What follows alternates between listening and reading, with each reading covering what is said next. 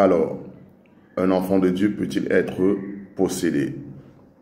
Voilà un petit peu ce genre de préoccupations que nous voyons très souvent sur la toile.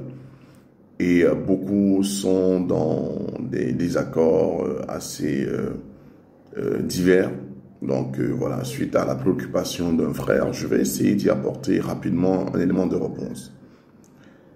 Déjà, nous devons comprendre qu'il y a une différence entre un enfant de Dieu à la base et un chrétien. On est d'abord enfant de Dieu avant de devenir chrétien.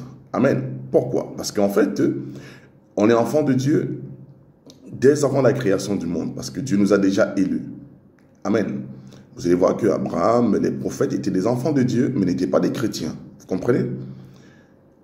Effectivement, étant enfants de Dieu, beaucoup ont subi les attaques ou encore même la possession. Nous avons vu par exemple Pierre, étant enfant de Dieu, a été possédé par Satan. Il a non seulement régné Jésus, mais il a dit aussi que Jésus ne mourrait pas.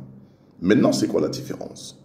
C'est que un chrétien, c'est celui qui reçoit le Saint-Esprit et qui est dans l'Église de Jésus-Christ.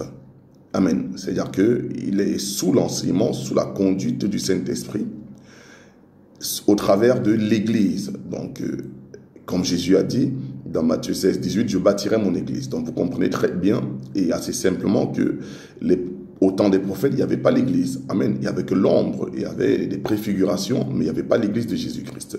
Donc, tous ceux-là qui sont rentrés dans l'Église de Jésus-Christ sont des chrétiens. Amen. Et ils ont suivi l'enseignement, ils ont marché avec Jésus et ils ont reçu la confirmation de leur statut de chrétien au travers du Saint-Esprit confirmé par les habitants d'Antioche qui avaient vu en eux justement le caractère de Christ. Bien. Maintenant, est-ce que étant chrétien, on peut être possédé? Oui. Faisons attention. En fait, vous savez, être chrétien, qu'est-ce que ça veut dire? Un chrétien, c'est juste un imitateur, en fait, de Christ. Amen. La Bible dit aussi que Christ a tout accompli sur la croix. Amen. Il a porté nos maladies, nos infirmités, mais pourtant nous sommes toujours malades. Amen.